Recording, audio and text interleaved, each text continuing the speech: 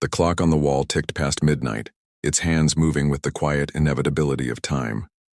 Frank sat at the counter of the corner store, slouched in his chair trying to ignore the dull hum of the fluorescent lights above.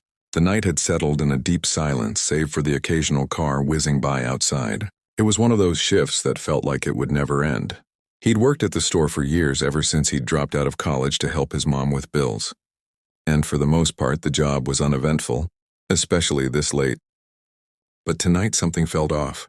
He couldn't shake the creeping sensation that the shadows were thicker than usual, that the corners of the aisles seemed to stretch just a little bit farther than they should. It started when the door chime jingled. Frank looked up from the counter, half expecting it to be some drunk teenager stumbling in for chips or a six-pack of beer.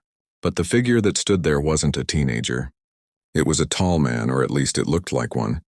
His form was unnaturally thin, almost gaunt. His clothes ragged as though they hadn't seen a wash in years. But it wasn't his appearance that unsettled Frank, it was the eyes. They glowed faintly like the reflection of a distant fire, almost yellow.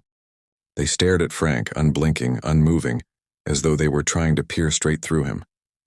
Frank cleared his throat, forcing a smile. Can I help you with something?" The man, if it was a man, didn't answer.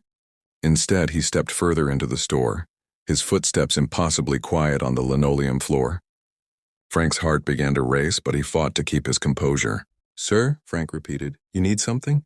But the figure didn't speak, didn't even look at him directly. Instead, it seemed to drift between the aisles, its form shifting and twisting in the dim light. Frank's breath hitched as the air grew inexplicably cold, the hairs on the back of his neck standing up. The figure paused at the end of the aisle, its back to Frank.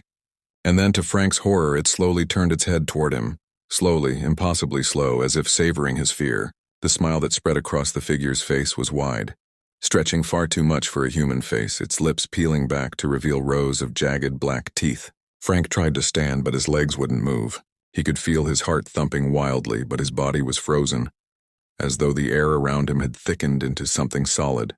Then the figure spoke, not with words, but with a voice that seemed to echo in Frank's skull, deep and guttural. "I've been watching you. Follow Lyle and subscribe for part 2 of the story."